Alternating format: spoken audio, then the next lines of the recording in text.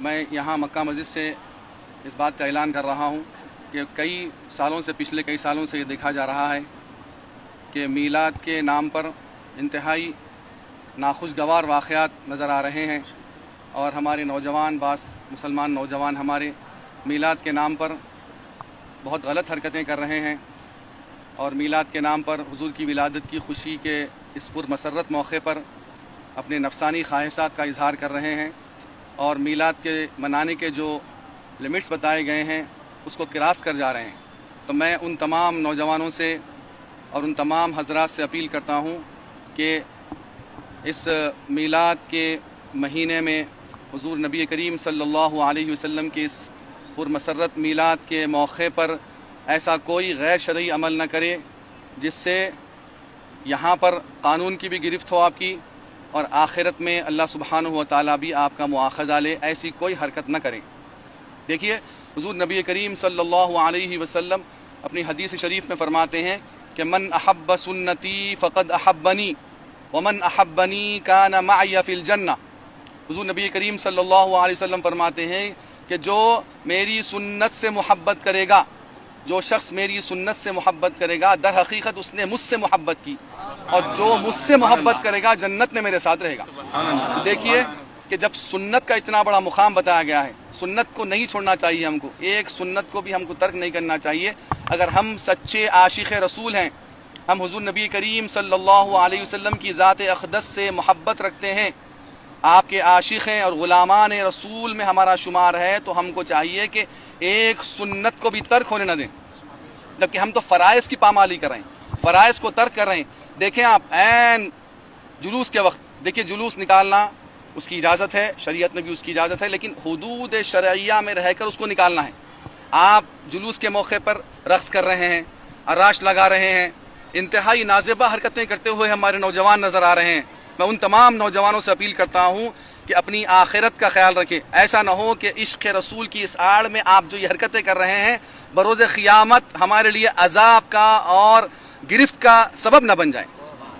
اس کا بھرپور خیال رکھیے آپ۔ میں تاریخی مکہ مسجد کے صحن سے آپ کو اس بات کا اعلان کر رہا ہوں اور آگاہ کر رہا ہوں، اور بہت ہی باخبر کر رہا ہوں آپ کو کہ ولادت رسول کریم صلی اللہ علیہ وسلم کا مہینہ اور دن آ رہا ہے۔ میں سنا ہے کہ 14 سپٹمبر کو جلوس کی اجازت ملی ہے قانون کی طرف سے۔ تو میں تمام نوجوانوں سے، تو میری بات سن رہے ہیں، غور کر لیں اور اس بات کو سن لیں کہ نبی کریم صلی اللہ علیہ وسلم کی اس پرمسرت میلاد کی خوشی میں کوئی غیر شرعی کام نہ کریں۔ سن لیں، جامع نظامیہ کا فتویٰ ہے کہ رقص کرنا، ڈی جے لگانا، ایسی کوئی حرکات کرنا، ایسے ساؤنڈ سے کوئی نعتیں لگانا یا پھر گانوں کی دھن میں نعتیں لگانا، یہ غیر شرعی عمل ہے۔ اس سے اجتناب کیجئے اور سنتوں کو چھوڑنے نہ دیں۔ فرائض تو بہت دور کی بات ہے، فرض کی تو بہت اہمیت ہے۔ بہت سے لوگ مسجد کے سامنے سے گزر رہے ہیں جلوس کی شکل میں، اذانیں ہو رہی ہے، لیکن اپنے ان حرکات کو روک نہیں رہے ہیں۔ نماز چھوڑ دینا چاہیے، نماز کے لیے ہم کو سارے کام چھوڑ دینے چاہیے۔ یہ بہت اہم عمل ہے ہمارا۔ میں تمام نوجوانوں سے اپیل کرتا ہوں کہ جلوس کے موقع پر خاموشی کے ساتھ حدود شرعیہ میں رہ کر کسی کو تکلیف دیے بغیر ڈی جے کو ختم کیجئے، ڈی جے کے سسٹم کو ختم کیجئے۔ بالکل یہ شیطانی عمل ہے، یہ ڈی جے کے سسٹم کو بالکل ختم کیجئے، رقص کو ترک کیجئے۔ یہ غیر شرعی عمل ہے، یہ غیر اسلامی عمل ہے رقص کرنا، اور خاص طور پر نبی کریم صلی اللہ علیہ وسلم کی میلاد کی خوشی میں رقص کرنا یہ تو بہت بڑا گناہ ہے، ناجائز ہے۔ کچھ لوگ ایسے ہیں نوجوان جو خوشی میں آگے نکل جا رہے ہیں اور بڑے لوگ ان کا سپورٹ کر رہے ہیں کہ یہ خوشی میں کر رہے ہیں۔ نہیں، کوئی سپورٹ نہیں کر سکتے، کوئی سپورٹ نہیں کر سکتے ایسا شرعی۔ دیکھیے سپورٹ کیسا کر سکیں گے؟ رقص کے لیے کون سپورٹ کرے گا مجھے بتائیے؟ وہ ناچ رہے ہیں، اراش لگا رہے ہیں اور ڈی جے لگا رہے ہیں اور روڈ پہ چورسے پہ روک کر رقص کر رہے ہیں، تو میں تو سمجھتا ہوں کہ کوئی مسلمان اس کی حمایت نہیں کرے گا۔ ہر مسلمان، علماء کرام، تمام مشائخین علماء کرام اس کی مذمت کر رہے ہیں۔ کسی بھی اعتبار سے شریعت میں اس چیز کی اجازت نہیں دی جاتی ہے کہ رقص کیا جائے حضور نبی کریم صلی اللہ علیہ وسلم کے میلاد کے موقع پر۔ دیکھیے رقص تو کسی بھی حال میں منع ہے، شریعت میں رقص کرنا منع ہی سے۔